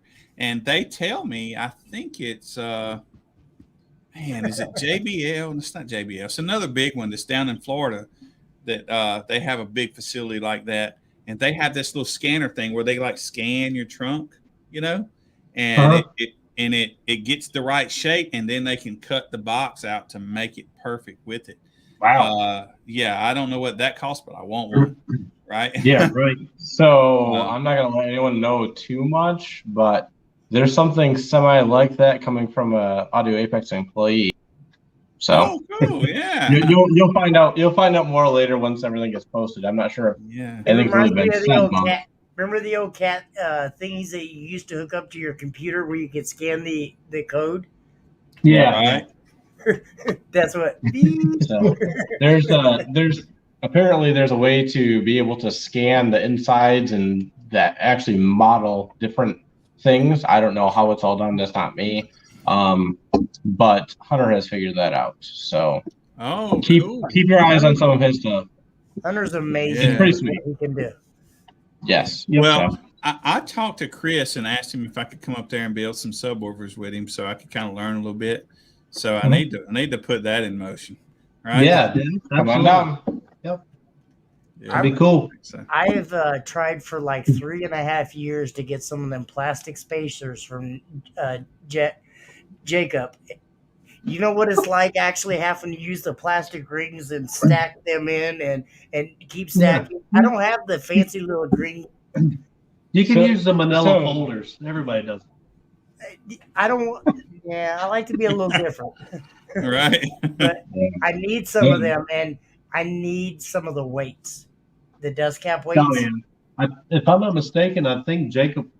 I remember at some point, if you come, I believe Fuller will sell you a weight, the weight that actually goes on the recone to keep the cap down and stuff. Yeah. I use 6.5 and a paint can on top of it. Yeah, and believe those weights are cool. Those weights are cool. Believe it or not, our recone specialist there that does recones for us, she'll use also a 6 or 8 or whatnot just to keep it down. So we do the same thing. It's just looks cooler with the sundown weight, I guess. Right. So. Yeah. The weight is cool. It really is. The weight is really awesome. I seen that probably about 3 years ago, and I blew up Jacob for like 2 years, and he's like, "We're not selling them yet. Maybe one day." And I'm like, "Damn, hurt my feelings." Well, I didn't get to go in and see Jacob's room where he does all the stuff. That would have been fun. Yeah, you probably won't ever get. But when I was that. there, everybody was busy. I don't think I've ever even been into like the TS parameter room or anything yet. I just know that like he has a bunch of stuff normally sitting outside of his office in like a certain area, and that's all this prototype stuff, like the new U and a bunch of other stuff. Like there's just a bunch of stuff that's just laying around out there. We have the NSV58. Yep. That's sitting inside of our room because we use it for a video. But a lot of the prototype stuff we just take and we use it for our videos and show people and stuff whenever they tell us it's okay. Yep. And we show them that. It's pretty cool working at the warehouse that in Sundown, because as soon as they get something new, we're the first ones to see it, or we're the first ones to take a picture of it. So it's pretty cool. So that is very cool. That is very cool. Well, I can't wait to get up there. Some of these guys. Whatever you want. Yeah, for sure. No, I'm definitely planning on it this year. I want to come up and see you guys and maybe see the whole Sundown factory. Hopefully that'll happen, but I'm going to try to make that happen for sure. If not, at least come to the Sundown show and your guys' show. Yep. Yeah. You know, I have a tent that I need to get to Allen, so I had planned on shipping it, but maybe I could just kill two birds in one stone and I hook up with Chris and see, can I hang for a few days and come up there and bring him that tent at the same time. Come out there and come over here and get that old good Sundown lunch dinner that we have. Usually when people come and guest, they'll buy steaks, and so just let them know ahead of time so they can go ahead and get that cow ready. Oh yeah, I wouldn't just Take me to walk in McDonald's. like I'll be that, okay with that. Yeah, McDonald's is cool for me. I don't need none of that fancy shit. right. Just give me a Miller Lite and a hamburger. I'm good to go. Hey, I got vending machines and I've got Miller Lights in them, so you can. I own three vending machines that are at Sundown, and I stock them full of everything. I got a snack machine and 2 drink machines, and I've got beer, energy drinks, and all that stuff in there. So, you know what would be cool? A vending machine that had beer in it. That would be cool. That's what I got. He's got that. Yeah. I got Bud Light, Miller Light. I can put whatever you like in there, or whatever. That's pretty cool. I just, I had stocked up for the Sundown show last year, but unfortunately I had COVID, so I couldn't really, come out there and enjoy the show and see everybody when they got to, I guess, tour the warehouse Friday night before the show. So this is kind of, but hopefully this year will be good to go. Yeah. So. Well, that was the first time I had been there, and I enjoyed it. I got to walk around a little bit and see you guys. I like you guys set up because, see, I do everything for Base Wars. I sublimate all those awards. I mean, I cut all the vinyl. I mean, I do everything, right? So, but when I walked in, I'm like, somebody's doing everything I'm doing, right? Yeah. Yep. I'm trying to get my hands a little bit of everything just to, always have that extra income just to do things that we like, as far as the family goes and stuff like that. And so that's what that whole business is for. So. That's cool. Yeah, that is. Yep. Cool. Yes, for sure. So. Well, all righty, sirs. Well, I appreciate it. I don't see anything. No problem. We like to go through these comments and try to get questions answered because well, Jimmy I'll go and answer some of them off the top of the head. If you need any car audio or anything like that, make sure you hit us up at caraudiobargain.com. Not only do we supply you with what you need or want, we also supply you with the knowledge that will put the audio in your vehicle correctly. So don't forget, we also have the knowledge of the actual products that we are selling. So we don't fall short on that. So caraudiobargain.com. So and also, so what is the phone number would they might call? Because they'll watch this later and. Yeah, no problem. Let me get it for you now. So what's funny about this is we do share the same phone number as the Clovis location. So we have 2 warehouses. Our warehouse pretty much ships out 98% of all products. The Clovis, New Mexico location, they ship out tumblers. Yeah. They ship out the refurbished 45s because all the 45s and all the cab amps that we do refurbished or do a repair on do come from the Clovis, New Mexico location. But if you call us anytime between 9 o'clock to 5 o'clock, the phone number is 575-935-2739. It's 575-935-2739, and you'll hear either his beautiful voice or my ugly voice. So, and after 5 o'clock, it gets transferred right over to the Clovis. So you'll always have somebody between the hours of 9 o'clock to. Oh, right. So if I call after 5, Chris or Nathan will answer it? Yeah, you have Nathan over there, and you also have Sal. Sal does a lot of the actual customer questions, answers your emails. If you have a question, you can always go to your Facebook page at Car Audio Bargain or Audio Apex. We have 2 different emails, sales at Audio Apex, which go directly to Sal. And then we have the Audio Apex Advantage, which goes to me and Jacob. But those are mostly, if you need to get in contact us, you can with that phone number. Pretty easy to do. Yeah. Yeah. So we're not hiding from nobody. If we didn't get your Facebook messages answered that same moment, trust me, we have a list of messages that we all try to make sure we give you the proper information, not just some answer. So but easiest thing to do is pretty much just to give us a call if it's a quick question. We normally can answer that right away. Facebook page is obviously really great, but obviously on the weekends we want to make sure we enjoy our time off. We want to make sure that we distance ourselves away from audio here and there. So we'll answer them here and there. I hear that question all the time. Well, everybody at Sundown does. Right. So there was a question earlier asking if Sundown owns cab. Audio Apex owns cab. So that's just it's kind of like the other. They basically assumed they just have space at the Sundown facility, right? Yeah. Rent space at the Sundown. Just like Stereo Integrity. Yep. We actually we pay rent to be there, and that's kind of how that relationship goes. Pretty much lease out of space. Yep. And Stereo Integrity does the same exact thing. There's another company called Game Over Car Audio that's a Sundown dealer as well. Johnny. They also rent from They also rent from Sundown as well. So. And you got Bass Head Tees and Straight Clipping and Ain't Loud. They're not owned by Sundown. We just rent a space inside of Sundown. Yeah. So. And I saw Kyle? Sorry. Are you part of Team Ain't Loud? I am not a part of Team Ain't Loud.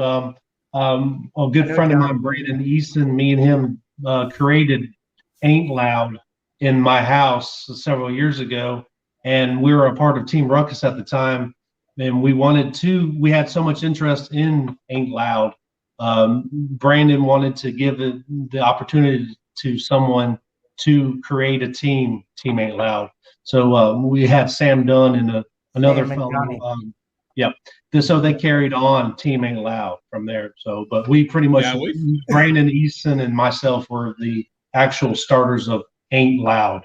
So, and then I kind of branched off and did Straight Clipping, and which involved into clipo. So it's just little snowball effects, and Well, and I only asked that because I was part of Team Ain't Loud for like 2 years. Oh yeah, so, yeah. And I probably we've had Sam on here. Yeah, Sam's amazing, and I love Johnny. Johnny's my go-to guy at Sundown. Yeah, Johnny's a character, that's for sure. And so there's also a moving company back there that rents space from Sundown as well. Yeah, AAA Moving. It's underneath of our warehouse. It's a big place. There's 3. I think there's either 2 businesses or 3 businesses. You got AAA Moving Company underneath of us, and then you've got a internet Comcast or some internet business next door under there. So, So there's plenty of room for them to grow, but unfortunately they're already renting all that space out to somebody. So it's kind of like they're already outgrowing the building pretty much. So it looked like, and they didn't have a lot of product, but I could tell there wasn't much more room to put some stuff. And your guys' place was full. Yep, and just actually to go see the actual pictures from when we started, because I started last year, so it's a little bit over a year since I started, and the warehouse was very, very empty. But now it's full. And not, make no mistake, you guys are renting space from them, but your space is not small. Your space is 10 or 20 times what I would say most places would be. I mean, it's not a small place. 3,500 square foot? Yeah, 3,500 square foot. I believe that's correct. Well, we have a lot bigger than that. Could you possibly, when you get a chance, walk over and tell, Jacob and everybody else that we need some more after dark videos? Brian Chamberlain. I mean, what's up with that? Brian was there editing videos today, so I'm sure he's got some things up his sleeve to actually produce. and stuff like that as far as drop some more videos. But he did say that he's been kind of dropping the ball here and there, but I want to think say he's doing he's some probably the install whole videos. reason that I reached out to Billy and was like, we have to do some podcasts. Yeah. I watched his show, Sundown After Dark, faithfully for almost 2 years. And then it just went, boop, gone. And there you go. Just something he's doing spawned something else. There you go. Just like actually, a lot of people don't realize that Brian actually started Directronics. Yep. Until it blew up and got too big, and he sold it to Dan Horner. Yeah, he couldn't. Dan's doing amazing stuff with it, but Brian actually started Directronics. Yep. Right. Exactly. So. Yeah, we had Brian on here as well. We'll see when you come and build those subs with Chris. Yeah, we can schedule to get on the Brian show. Yeah. I mean, it's there's Jeremy out in the video. Yeah, there's Jeremy. Yeah. Oh right, yeah, yeah, he was there. Yeah, he's everywhere, just like you said. Yeah. Definitely, but I mean, I definitely appreciate you guys taking time out of your busy night to be with us. I know. Hey, no problem. We appreciate the offer. I was kind of worried what we're going to talk about because, I made the joke of they really. What's the prank here? So yeah, no, man, we don't. We appreciate you. We could do a little better if we did try to script something. I would like to have a purpose for this show. Originally, I thought of it to kind of discuss the weekend before's results, but it's like when Jimmy came on, I'm not there. I don't got nothing to talk about. I don't know who did what. So I was like, well, we got to do something different now. So now we just kind of wing it. So that's what I'm saying. When it's Jimmy and I, though we are awesome, we need content, and other people are more awesome than we are. Absolutely. It's always good to have people. Always good to have people. Pick your brains and hear everybody else's opinions and differences. I would like to maybe sometime in the near future, once you get your vehicle back, you come back on and maybe show us a little live. Absolutely. Yeah, we can do that. I don't see a problem with that. Walk around Apex Audio, I mean, that would be kind of cool. Yeah. Maybe if you could take after the shop sundown shut down, you could walk around with a live video while we're talking and just show us some of the stuff. That'd be kind of cool. We know Jacob will be back hiding in his room, smoking a big cigar, drinking bourbon. But, Exactly. Cool. Right. All righty, sirs. Well, we won't hold you. I know it's probably 9 or 10 there. No, he's at 10 almost. Yeah. Yeah. All right. Well, look, thank you so much. Hey, thank you all. Thank you. Keep doing what you're doing, and we'll see you. We'll see you in the lanes or either at sundown. So. And I really appreciate you letting us come to your show.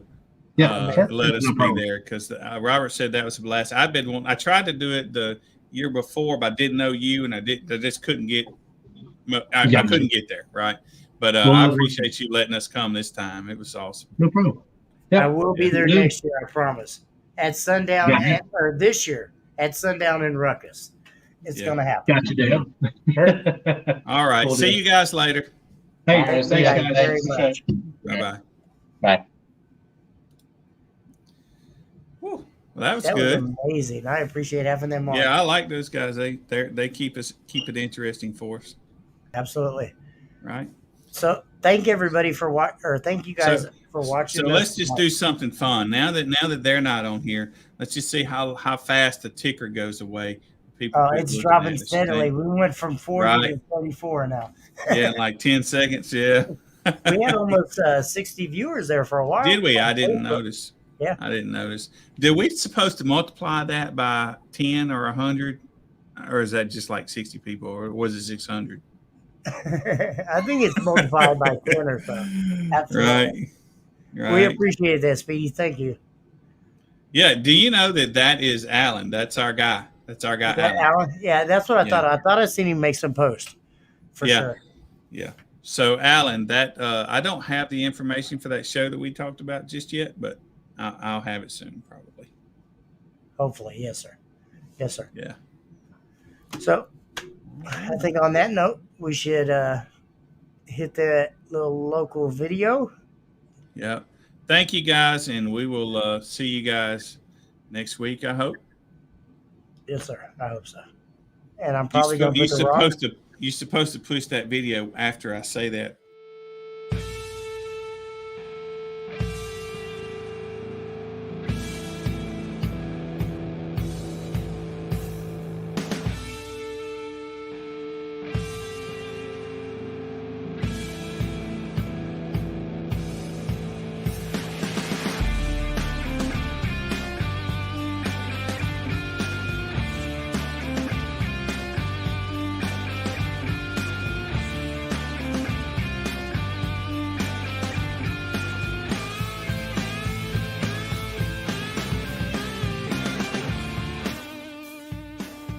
It's been a long road since the original kicker christened that first pickup truck. Oklahoma has always been a hotbed for musical talent, and Stillwater just added to that legacy. Steve Irby essentially invented the full-range mobile audio enclosure market when he built the original in 1980. That kicked off a car audio renaissance, and upgrading your music in a vehicle was a requirement. We followed and supported enthusiasts who sweated over unbelievable audio systems to recreate perfect mobile sound. America's music machines became living loud over your passion, your emotion, your existence. From boats to motorcycles to side-by-sides, we still follow you wherever your music takes you. Outdoors or on the open road, Kicker provides the rhythm to your life.